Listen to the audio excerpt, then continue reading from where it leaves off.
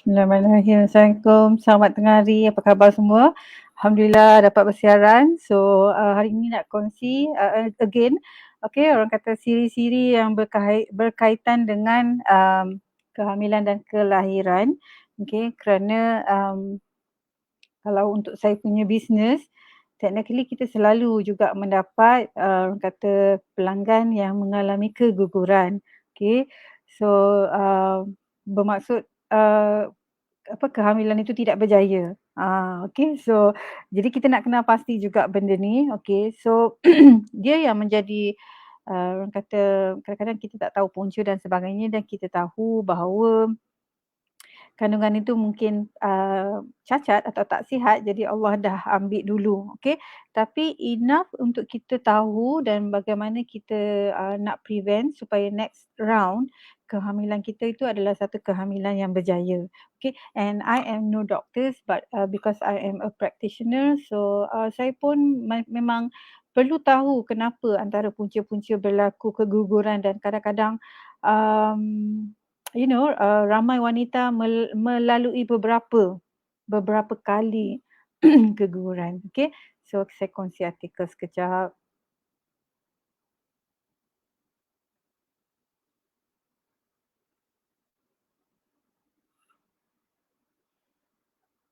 Alright. Okay, so saya ambil daripada macam biasa, saya biasa ada rujukan-rujukan yang suka baca di maklumat di hujung jari lah kan. Okay, so punca-punca berlakunya keguguran. Okay, so saya besarkan sikit. Right, keguguran adalah satu ketakutan terbesar pada mana-mana pasangan yang sedang menantikan kelahiran bayi dan terdapat beberapa punca keguguran yang tak boleh dielakkan. Right, namun apabila kita mengetahui sedikit, orang kata sedikit ilmu, mungkin setengahnya kita masih boleh kawal. Okey, right. So keguguran ni memang bad news lah ya, bad news kerana harapan ibu tu untuk mendapat zuriat, tapi telah orang kata gagal. Okey, dan tapi kita nak tahu kenapa dan sebagainya. Okey, so ini adalah punca yang tak boleh dielakkan. Yang pertama ialah genetik. Yang pertama ialah genetik. Okey, so jika anda atau kromosom anak anda okey, mempunyai mutasi, so technically akan berlaku keguguran kerana tidak berlaku orang kata pengembangan fetus ataupun janin tu. Okey, dan 70% keguguran berlaku pada trimester pertama dan 20% berlaku semasa trimester kedua, disebabkan oleh faktor genetik. Okey, so memang orang kata s bayi tu dia memang tak boleh nak membesar dengan eloknya. Okey, so berlakulah keguguran. Kedua ialah darah beku. Okey, darah beku. So, penyakit seperti diabetes, thyroid, lupus, penyakit jantung dan banyak lagi ya, penyakit seperti jangkitan uterus boleh menyebabkan keguguran. Kerana penyakit-penyakit ini boleh menyekat aliran darah kepada uterus anda. So maksudnya kalau janin tu tidak mendapat bekalan darah, okey, oleh kerana disebabkan oleh penyakit-penyakit ni, so juga boleh menyebabkan keguguran, right? Dan ketiga ialah gangguan imunologi. Okay, gangguan imunologi di mana sistem imun anda terlalu aktif atau kurang aktif. Khususnya boleh membawa kepada keguguran berulang. Okay, so secara mudahnya tubuh anda tidak boleh menerima kehamilan. So mungkin badan kita tak kuat ya, tak kuat nak menampung kehamilan tu. So boleh juga berlaku keguguran dan akhirnya dan keempat ialah ketidakseimbangan hormon. Okay, hormon memainkan peranan yang sangat penting dalam kehamilan, contohnya progesteron. Okey, adalah penting untuk membantu plasenta menempel pada dinding uterus dan tubuh yang tidak mempunyai cukup progesteron boleh membawa kepada keguguran. Okey, so sebab saya pernah kongsi tentang beberapa hormon yang akan timbul semasa kehamilan, tapi kalau hormon-hormon ni tak cukup, pengeluaran dia jadi dia tak boleh menampung. Dia tak boleh menampung apa ni orang kata pertumbuhan janin tu. Okey, kemudian masalah plasenta dan cervix. So jika terdapat masalah dengan penempatan plasenta atau cervix anda terlalu lemah untuk menampung fetus, maka kandungan berisiko untuk gugur. Okey, so fetus adalah anda mungkin tak mempunyai darah yang cukup. Jika terdapat masalah dengan plasenta. Okey, so kita kena pasti memang ada penyakit-penyakit, sama ada penyakit sakit puan ataupun penyakit-penyakit degeneratif yang lain yang boleh menyebabkan keguguran. Okey, so maksudnya, kehamilan itu tidak berjaya dan 70% keguguran berlaku pada trimester pertama. Okey, so sebab tu bila kita tahu kan ada wanita yang, kata mendapat berita dia hamil, so the first trimester tu memang kena jaga-jaga. Kadang-kadang tak boleh nak lasak sangat kan, kadang-kadang tak boleh nak aktif sangat sebab kandungan tu masih baru. So memang kita kena jaga. Itu sebab bila orang tua tu pesan jaga kandungan tu memang kita kena berhati-hatilah, sebab kita tak nak kehamilan kita tu tak berjaya. Okey. So antara punca-punca yang boleh berlaku keguguran tetapi kita boleh elakkan. Apa dia? So yang pertama ialah gaya hidup. Amalan gaya hidup yang tidak sihat boleh menyebabkan keguguran.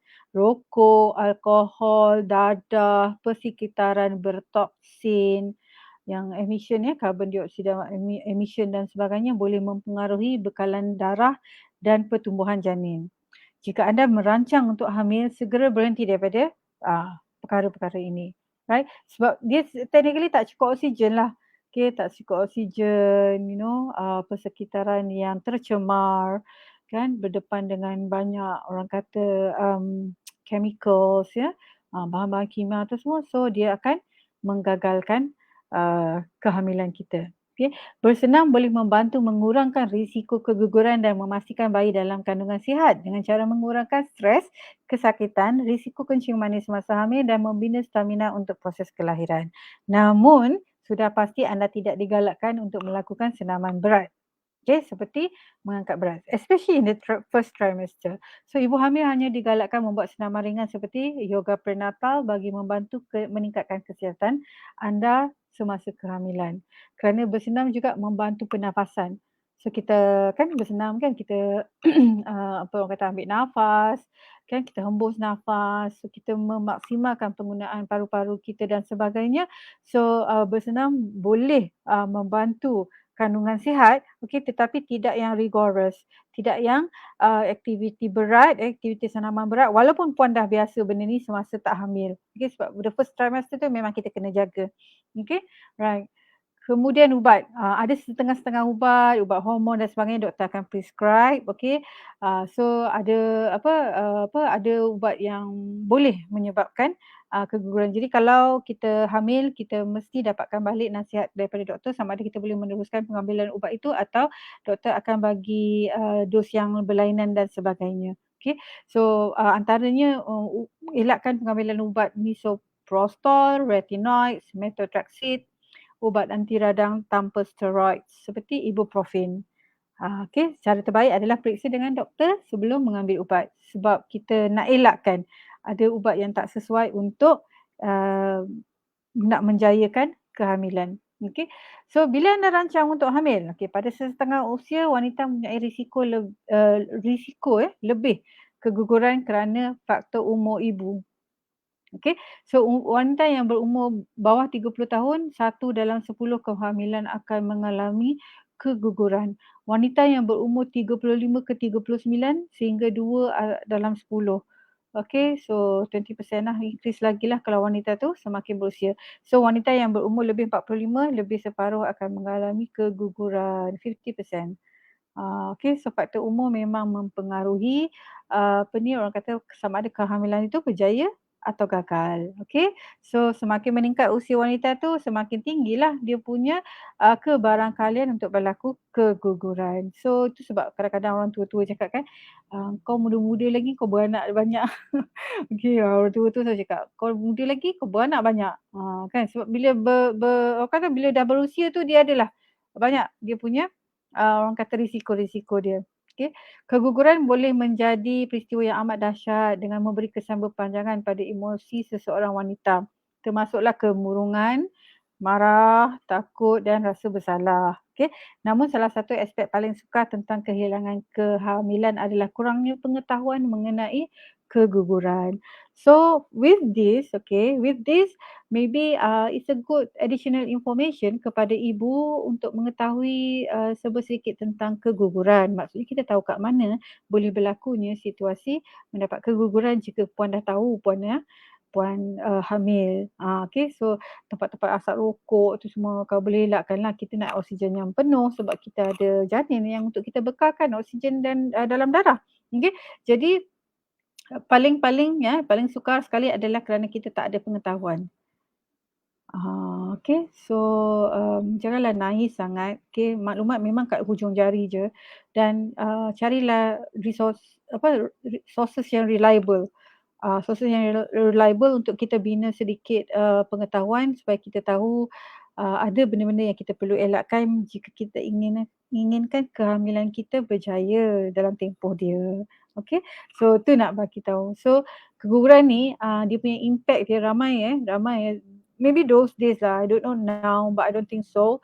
But dulu-dulu orang selalu nak salahkan wanita tu tak subur lah, tak sihat lah. Tapi kita tak tahu kadang-kadang dia ada emosi yang berat kan, kadang-kadang keadaan fizikal ataupun kadang-kadang persekitaran yang kurang oksigen juga membantutkan kehamilan dia. Jadi itu adalah satu benda yang kita tak boleh nak salahkan kepada ibu sahaja semata-mata. Okey. So menyalahkan ibu tu akan menyebabkan ibu tu lagi sedih, lagi sedih, lagi orang kata lagi rasa bersalah dan merasakan diri dia tak berguna. Seolah-olah macam dia yang tak nakkan kejayaan kehamilan tu. Okey. So bila kita mempunyai orang kata dalam circle kita mereka yang mengalami keguguran, apa yang kita boleh buat ialah kita kena support emosi dia. Okey. Kalau setakat dia rasa sedih tu kita kena bagi motivasi bahawa 50% wanita yang keguguran dia akan hamil balik dalam masa 6 bulan. So dia kena cuba balik tapi kena sihat baliklah. Okey, selepas berlaku keguguran tu kena rest, kena orang kata restore balik pemakanan, gaya hidup, lifestyle, senaman breathing dan sebagainya, insya-Allah akan dapat hamil lagi dalam masa 6 bulan. Okey. So tu dia. Jadi tak perlu nak menyalahkan sesiapa walaupun kita sangat mengharapkan untuk menimang cahaya mata itu kerana rezeki ni memang Allah dah tahu. Kalau orang kata janin tu mungkin memang ada defect kan, so lebih eloklah dia tidak berjaya. Okey. So memang tapi kalau untuk kita menyalahkan ibu tu kita boleh je kita bagi motivasi untuk ibu menjaga pemakanan untuk mempersiapkan mereka kepada kehamilan yang baru. Okey, so what is past is past tapi in the near future tu kita memang nak persiapkan orang kata tabiat pemakanan dan pengambilan nutrisi yang betul. Alright, saya stop sharing. I think itu saja untuk hari ini sebab saya in between trainings. Okay, so saya nak tengok. Okay, to end my live, satu ialah saya nak tekankan tentang um, okay, vaksin. Okay, so vaksin masih jadi isu yang hangat diperkatakan dan how do I say it, ada je ibu yang memilih untuk tidak menerima suntikan vaksin. Okay, sementara kita hormat apa saja orang kata pendapat ibu-ibu ini. Jadi kita kena fikir juga it's a little bit difficult kalau kita tidak mendapat suntikan penuh tu sebab memang kita akan restricted ourselves lah. Banyak benda yang kita tak boleh buat. Okay, so kena berhati-hati yang tu. Yang I can understand that kalau orang tak nak vaksin kan. But then I baca ada juga yang group-group anti vaksin ni dia nak tipu pula digital cert. So itu tak ethical lah. Kalau perempuan tak nak ambil it's okay. Okay, tapi tidak dengan menggunakan sijil digital orang lain. Janganlah sampai ke situ ya. Okey. So kalau kita boleh memohon kepada Allah, maybe Allah bukakan hati kita supaya kita terbukalah untuk menerima benda ini sebab sebenarnya ajar dan maut tu semua di tangan dia. Okey.